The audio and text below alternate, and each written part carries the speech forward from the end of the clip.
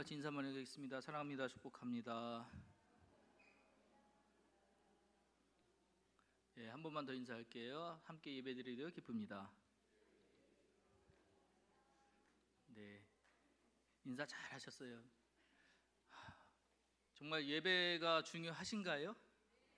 여러분에게 예배가 정말 중요하세요? 네, 제가 지금 이제 지난주부터 해가지고 하나님께서 출애굽한 이스라엘 백성에게 주신 두 가지 중에 하나는 이제 십계명이고 하나는 성막이다 해서 성막에 대한 이야기를 지금 드리고 있는데, 왜 성막의 이야기를 드리냐? 성막의 요소들이 우리가 하나님께 나가는 예배 드리는 예배의 방법들이거든요. 지난주에 제가 뭘 설명해 드렸냐면, 지난주가 아니죠. 지난번 제 설교에 뭘 설명해 드렸냐면, 동쪽 문이 하나밖에 없는 문은, 성막의 문은 바로 예수님을 의미한다. 예수를 통하지 않고는 우리가 하나님께 나갈 수 없다라고 말씀을 드렸어요. 기억나시죠? 감사합니다. 오늘은 이제 그 두 번째로 이제 회개에 대한 이야기를 할 건데, 예수님께서 공생애를 시작하시고 난 이후에 공생애 때 하신 말씀이 뭐냐면 회개하라, 천국이 가까이 왔느니라 라고 말씀하셨어요. 공생애 시작하고 나서 첫 설교가 회개하라는 설교를 하셨습니다. 회개하라라고 하셨으니까 회개는 해야 되겠는데, 그럼 우리가 회개가 뭔지는 알아야 되잖아요. 그죠? 이미 우리 교회 이제 성도님들뿐만 아니라 교회에 오래 다니신 분들은 회개 많이 들으셔가지고 의미는 다 알고 계실 거예요. 그죠? 이게 뭔지는 알고 계실 거예요. 근데 오늘 드리는 말이 그 알고 계신 것과 같은가 한번은 생각해 보시길 바랍니다. 회개는 히브리어랑 헬라어로 둘이서 나눠서 조금 생각해 볼 수가 있습니다. 히브리어에는 이 회개라는 단어가 낙함과 슈브를 쓰는데, 낙함은 뉘우치다라는 거예요. 깨닫게 되니까 뭔가 내가 틀렸구나 하고 번뜩 올라올 때 있죠. 이걸 낙함이라고 합니다. 슈브는 돌아서다는 뜻이에요. 돌아선다, 그 가는 길에서 내가 가지 않고 더 이상 반대의 길로 돌아서게 되는 것을 슈브라고 합니다. 그래서 히브리어에서 회개라는 단어는 낙함과 슈브를 같이 쓸 때가 있어요. 그래서 이걸 돌아서는 걸 회개한다라고 이렇게 의미를 하는데, 헬라어에는 이 돌아서는 것 자체를 일단은 어떤 행위로 끝나지 않고요, 이걸 또 감정적인 거, 그 마음으로 하는 것과 행동적인 거하고 나눠놨어요. 그래서 마음의 변화는 메타노이아에서 회개를 마음이 돌아선 거, 마음이 돌아서서 이제 내가 그 더 이상 그걸 하지 않을 거야, 뭐 결심하는 거를 갖다 메타노이아 이렇게 하고, 에피스트로제라고 하는 거는, 에피스트로페라고 하는 건 뭐냐면, 내가 이렇게 마음을 먹었는데 마음 먹었다고 행동이 바뀌지는 않잖아요. 우리 뭐 여기 계신 분들은 뭐 작심삼일 이런 거 없으니까 그냥 마음 먹으면 바로 하시잖아요. 그죠? 뭐 이런 얘기가 통할 리가 없는데 어쨌든 마음 먹은 대로 잘 안 될 때가 있잖아요. 그런 분들한테 하는 얘기입니다. 이 에피스트로페 하는 거는 뭐냐면, 그런 마음 먹은 걸 끝까지 행동까지 이어가는, 행동까지 이어져야 되는 거예요. 근데 이게 또 사람마다 누구는 마음만 변하고 누구는 또 행동만 하는 사람들이 있어요. 이런 것을 다 포함해서 어쨌든 이 헬라어에서는 이걸 회개다라고 설명을 하고 있습니다. 자, 그런데요, 이런 회개를 하는 이유가 뭐예요? 어쨌든 간에 내가 잘못한 걸 깨닫고 하나님께로 돌아가고자 하는 마음에, 하나님께로 주신 그 길을 가고자 하는 마음에 회개를 하는 거잖아요. 그죠? 그래서 마틴 로이드 존슨이라는 이 목사님이 계신데, 그분이 자기 그 책이 쓰신 책이 하나가 있어요. 그게 회개라는 책이에요. 그 책의 내용은 뭐냐면 시편 51편을 가지고 이 책을 쓰셨는데, 시편 51편의 내용은 뭐냐면, 다윗이 하나님 앞에 범죄하여 밧세바랑 같이 이제 죄를 지었잖아요. 그 죄를 짓고 나서 그걸 회개하는 시가 시편 51편입니다. 그 시에 다윗의 마음을 통해서 죄로 가는 그 마음들을 갖다 설명을 했었어요. 이렇게 사람들이 죄로 이동하게 된다라고 하는 것들. 그래서 첫 번째, 다윗이 죄를 깨닫게 하는 과정에 대해서 설명할 때 첫 번째가 뭐였냐면, 자신의 죄를 깨닫고 시인하는 단계. 내가 죄인이구나. 그래서 시편 51편 3편에 무릇 나는 내 죄가를 나오니 내 죄가 항상 내 앞에 있나이다 라고 하면서 다윗이 고백한 그 내용, 그 뭐냐, 내가 죄인이구나 깨닫게 되는 그 과정, 이게 죄의 첫 번째라는 거예요. 그러니까 누구든지 간에 죄를 만났을 때 그 죄에 대해서 이건 죄네 라고 인식하는 단계, 그 단계가 거기서 끝나는 게 아니라 이제 이어져서 더 앞으로 나가게 되면 뭐냐면, 두 번째는 정확하게, 그러니까 우리가 저지른 일의 성격이나 본질이 정확히 어떤 것인지 파악을 하는 단계로 이동하게 된대요. 그래서 정확히 이 죄가 어떤 죄인지, 내가 무슨 죄를 졌는지, 그래서 이 부분을 갖다가 또 이 마틴 로이드 존슨 목사님은 세 가지로 설명을 하셨는데, 처음에 지었던 죄는 죄과, 두 번째는 죄악, 죄송해요, 꺼졌네. 두 번째 거는 죄악, 세 번째 거는 죄, 이런 식으로 이동하게 된다고 합니다. 그래서 죄가라고 하는 건 뭐냐, 트랜스그레션이라고 해서 이 죄는 사실은 죄의 어떤 부분이냐면은 나 이제 그거 하지 않을 거야, 나 그 일에서 벗어날 거야 하고 그 일을 시키신 일에 반역하는 것이 첫 번째라는 거예요. 어떤 죄를 짓든지 간에 내가 맡은 일에 대해서 나 그거 하지 않을 거야 라고 거절하고 거부하는 반역이 첫 번째라는 거예요. 여러분, 창세기에서 아담에게, 하와에게 하나님께서 맡기셨던 게 뭐죠?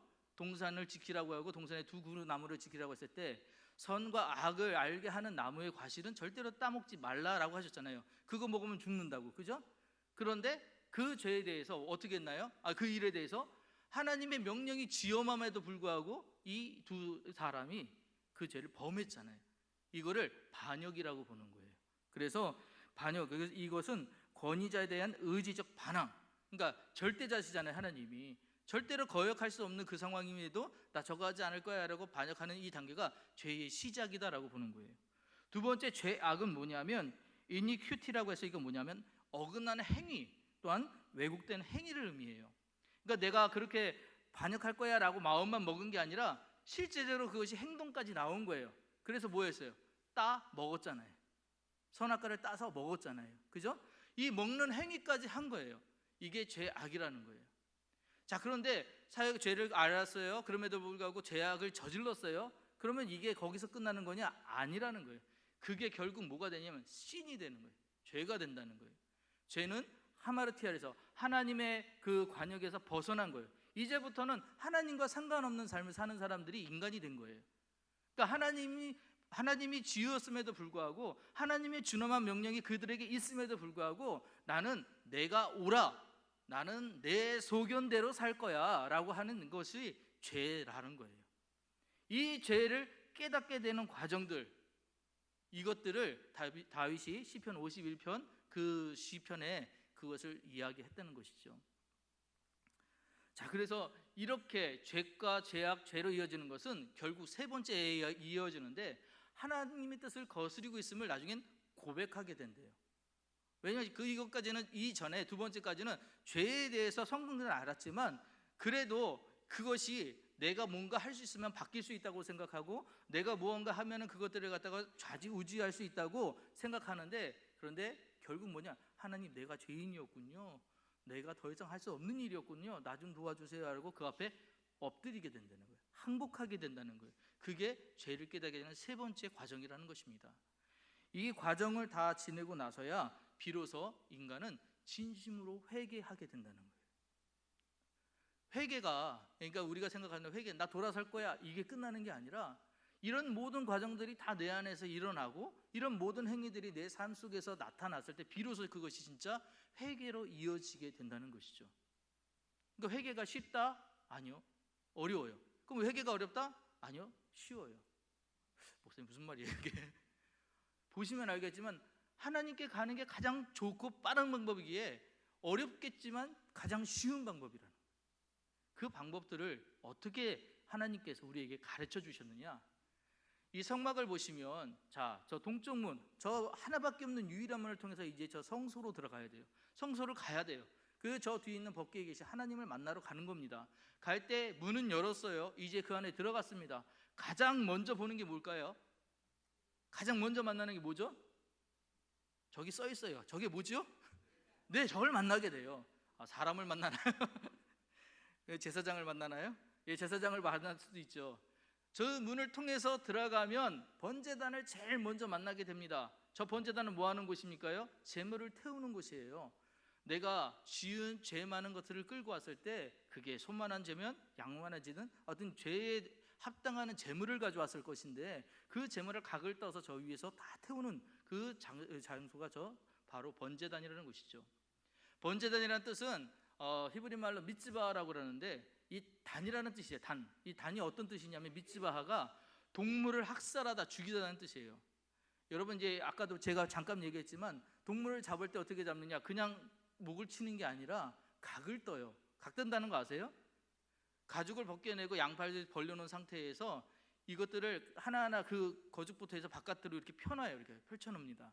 그래서 각을 뜬 다음에 종류들 그대로 저 번제단에 올려놓고 나서 불을 피워서 그걸 태우는 거예요. 근데 이 일을 누가 하느냐?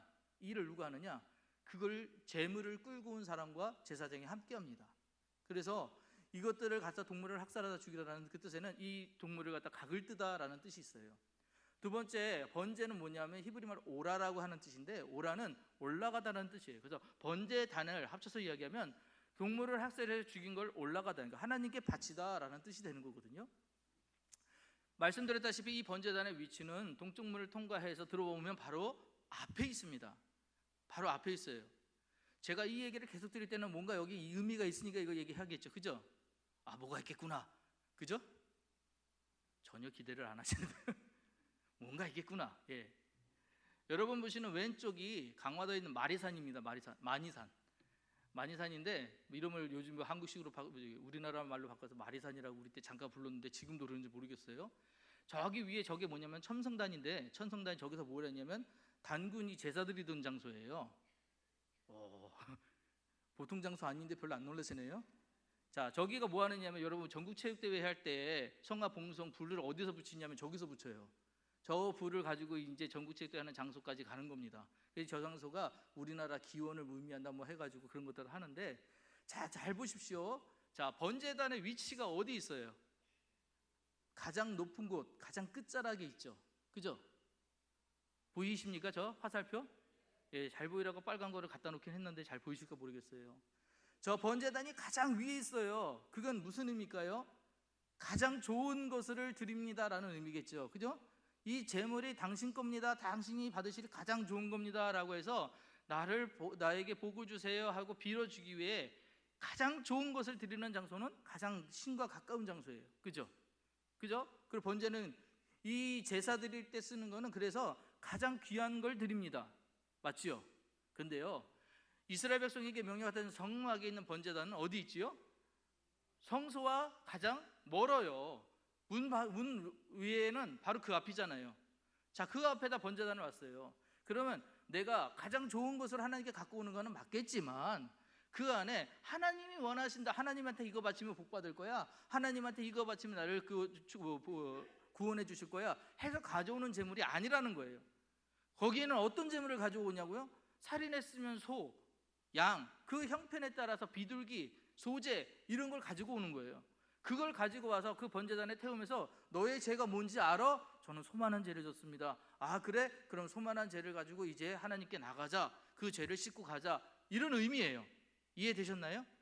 물론 제물은 가장 좋은 걸 드려야 돼요. 하나님께 드리는 거니까요. 인간이 생각하는 가장 형편없는 거 드리는 게 아니라 드릴 수 있는 가장 최상의 것을 드리지만, 하나님 편에서는 내가 아무리 좋은 걸 드려도 하나님은 그것과는 상관없으시고 너 그거 가져올 때 어떤 마음이었니가 더 중요하시다는 거예요. 내게 바치는 그 제물이 어떤 의미냐, 너가 그래서 나를 통해서 얻고 싶은 게 뭐냐, 이걸 물어보신다는 거예요.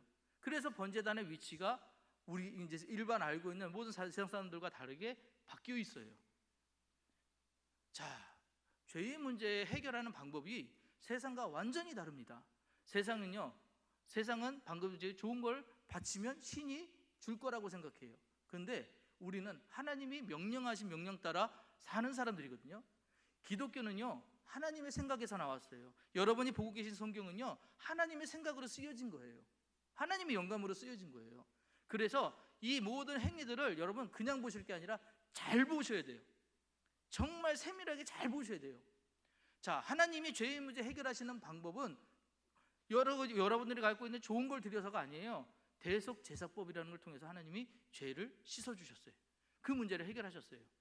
대속제사법이 뭐냐? 대속이 뭐냐면 죄를 갖다가 내가 죽어야 되잖아요. 내 대신 다른 이가 죽어주는 게 대속이에요. 그 대속 제물을 바치는 걸로 죄를 씻는다는 거죠. 그에 따라서 죄의 그 경중에 따라서 갖고 오는 제물의 종류가 달라요. 소인지 양인지 염소인지 비둘기인지 이런 것들이 다 다르다는 얘기예요.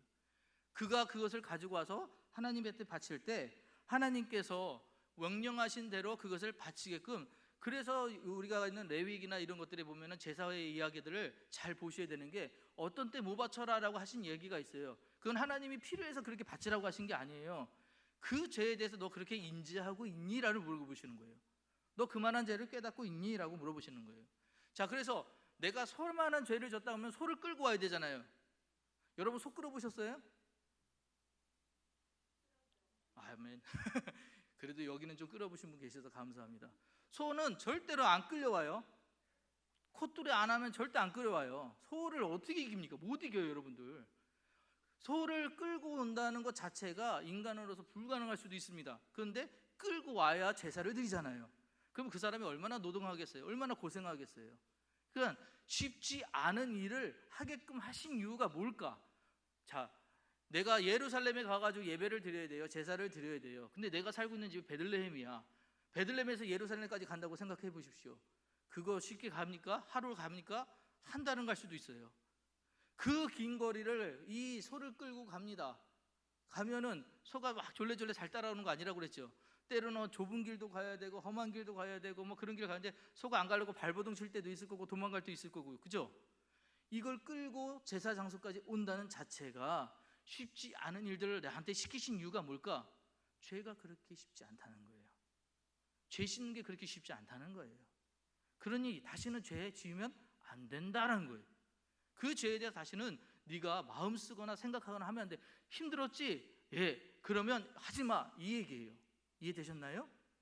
자, 죄를 이제 내가 지었던 것을 원하는 재물을 가지고 왔어요. 원하는 만큼의 죄를 가져왔어요. 그러면 이제 뭐를 하느냐? 그 재물에게 내가 죄의 전가는 안수의 행위를 합니다. 죄를 전가하는 거예요. 그 죄를 전가했으면 이제부터는 그 재물은 재물이 아니에요. 나예요. 그 재물은 이제 내가 되는 거예요. 그래서 재물과 나는 일치가 됩니다. 그건 뭐냐? 이제 곧 이 재물은 각이 떠져서 죽어요. 이제 죽습니다. 누가 죽는 거예요? 내가 죽는 거예요. 그걸 의미하는 겁니다. 나 이제 죽는 건데 미안하다. 나 때문에 네가 죽게 되는구나. 그 마음으로 이제 죄를 전가하는 거예요. 그리고 누가 잡는다고요? 제사장과 재물 끌고 온 사람이 잡는다고요. 그러니 쉽게 그걸 죽이겠어요? 여러분, 이 재물이 내가 뭐 어디서 사오는 재물이다라고 그러면은 죽여도 의미 뭐 쉽겠지요, 그죠? 근데 내가 얘를 어릴 때부터 길렀어요. 동물 길러보신 분들 알겠지만 얘를 잘 길러가지고 얘를 갖다 잡는다. 잡을 수 있어요? 그거 쉽지 않아요, 그죠? 저희 강화 살 때 어릴 때는 그렇게 목사님들이 개를 좋아하셨어요. 그래서 이렇게 개를 막 잡는 일들이 있었는데 어느 날 이제 저희가 우리 집에 강아지를 하나 가져왔길래 너무 예쁘게 길렀어요. 제가 너무 잘 길렀어요. 너무 사랑도 주고 밥도 주고 잘 길렀습니다. 얘가 이제 컸겠죠. 어느 정도 컸을 때 8월 며칠이었던 걸로 기억하는데 컸을 때 갔다 왔는데 어머니가 국을 하나 주세요. 너무 맛있게 먹었어요. 참 맛있게 잘 먹었는데 강아지가 안 보이는 거예요. 그때는 개인데 개가 안 보이는 거예요. 어디 갔을까요? 제가 그날 얼마나 울었는지 몰라요. 내가 너 때문에 미안하다 그러고.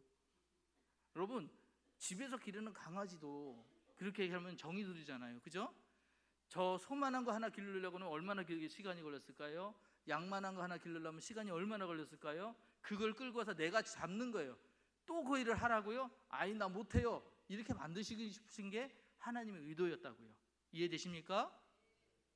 자, 그렇게 잡았었어요. 그런데 이 일들이 방금 얘기한 것처럼 내가 어릴 때부터 이것들을 길러오거나 이 재물에 대해서 사랑을 주고 쓰고 왔던 재물이라면 그런 마음들이 쉽게 들겠지만 이 재물이 금방 살 수 있어. 어디서든지 구할 수 있어. 그러면 그렇게 되겠어요? 그런 마음 안 들어요. 예수님께서 이제 그 공생의 생활 시작하시고 나서 공간복음에서나 또 요한복음에서 빠지지 않는 얘기가 뭐냐? 성전 정화 사건이거든요. 근데 이 일에 보시면 예수님이 왜 화를 내셨는가? 예수님께서 막 나오셨더니 성전에서 막 비둘기 팔고 이런 사람들을 보고 화가 나셔가지고 그 돈깨 갖다가 집어 던지시고 막 또 나귀들 같은 거 막 채찍 만들어서 때려서 내어 쫓으시고 막 이랬다고 지금. 그러니까 여러분들 그 이야기를 읽으실 때 하나님의 집에서 이런 거 하면 안 되겠구나 생각하셨겠지만 그보다 더 깊은 의미가 있었던 거예요. 그들이 뭐 했냐? 이런 정성을 들여서 하나님께 오는 그 길을 갖다가 쉽게 바꿔놓은 거예요. 야, 내가 너가 끌고 온 거 보니까 저기 베들레헴에서 끌고 오다 보니까 소가 너무 야위었어. 그거 하나님한테 바치면 안 기뻐할 거야. 여기 좋은 소 있으니까 네가 돈을 좀 더 내. 이런 식으로 해서 폭리를 취하하고 그로 인해서 사람들을 속이고 또 이런 일들을 했다는 것이죠. 성전세도 마찬가지. 성전에서만 통화되는 돈이 있으니 네가 세상에서 쓰는 돈 가지고 어떻게 하나님 앞에 바쳐? 이거랑 바꿔 하면서 돈을 더 내. 이렇게 된 거예요. 장사를 했다는 것이죠. 하나님의 이름을 가지고 예배 드리는 걸 가지고 장사를 한 거예요. 예수님께서 너무 싫어하셨어요. 그래서 내 집은 만민이 기도하는 집이다. 누구든지 와서 하나님을 만날 수 있어야 된다. 내 집에서 장사하는 일들이 있어서는 안 돼. 그 안에 인간적인 생각들, 욕심이 들어가서는 안 돼. 하나님을 만나러 가는 그 길에는 온전히 순수해야 돼 라는 것들을 이야기하신 거예요. 그래서 이런 정선 정화 사건들이 일어났던 것입니다.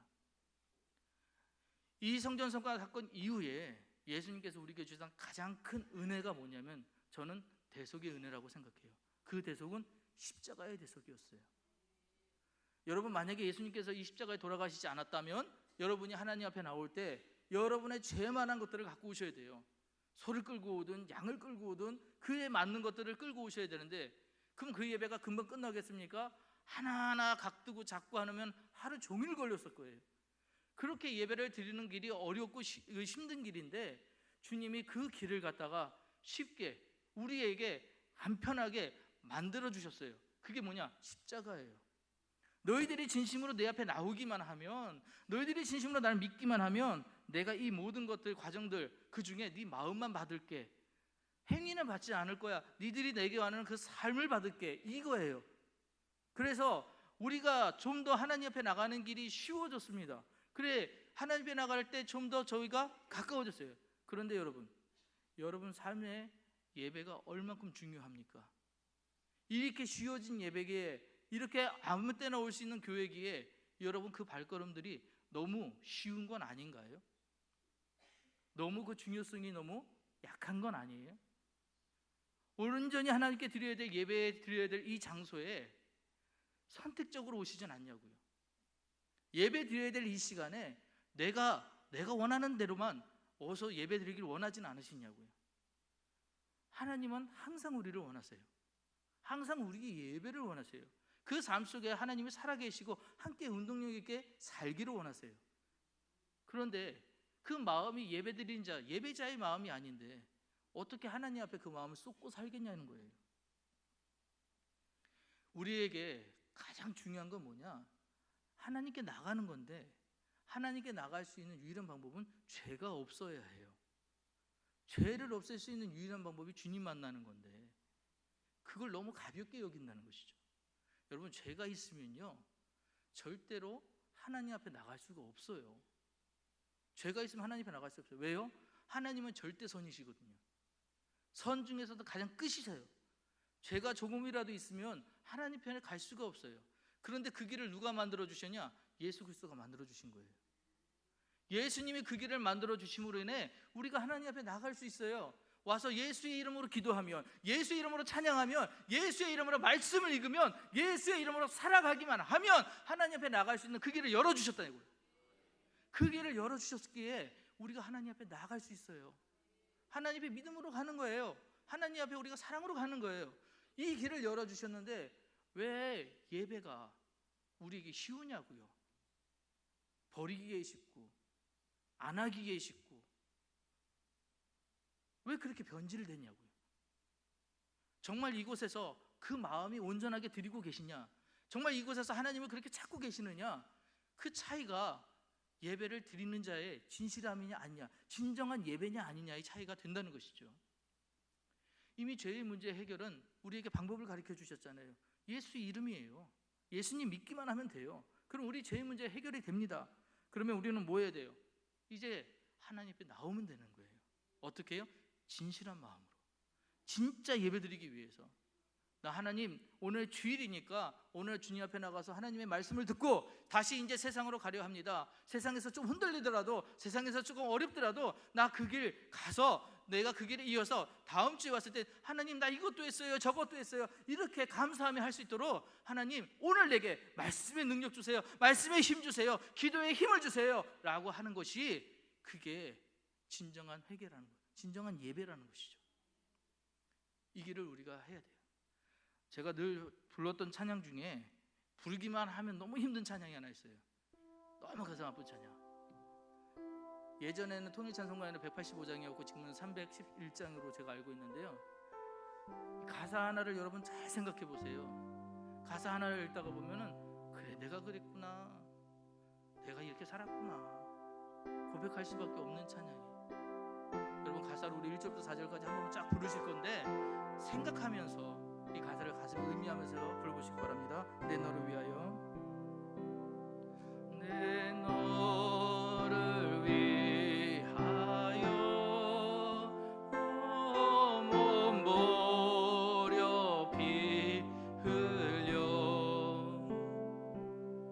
내 죄를 속하여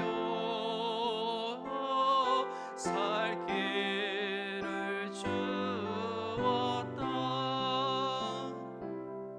너 위에 몸을 주고만 날 무엇 주느냐. 너 위에 몸을 주고만 날 무엇 주느냐.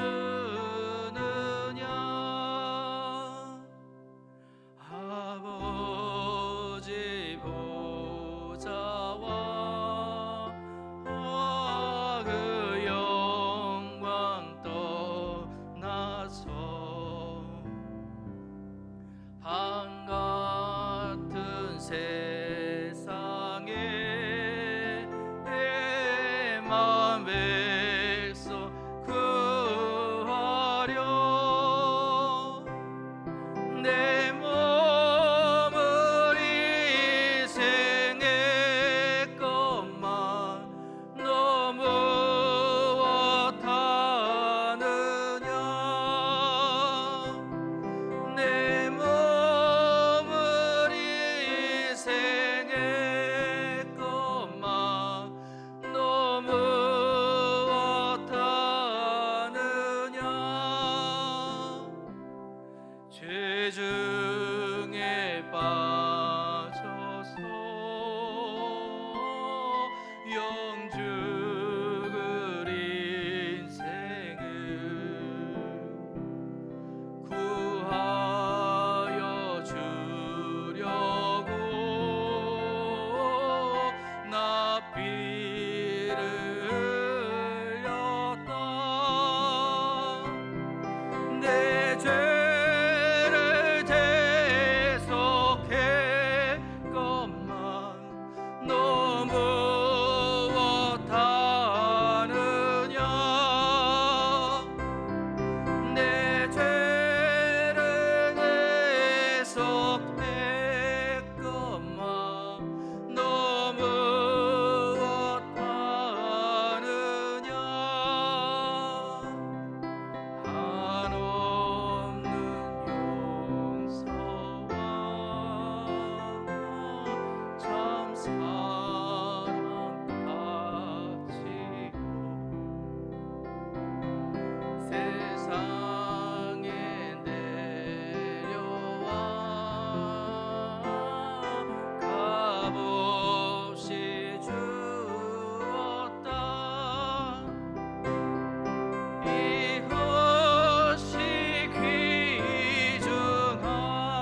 귀중하건만 날 무엇 하느냐.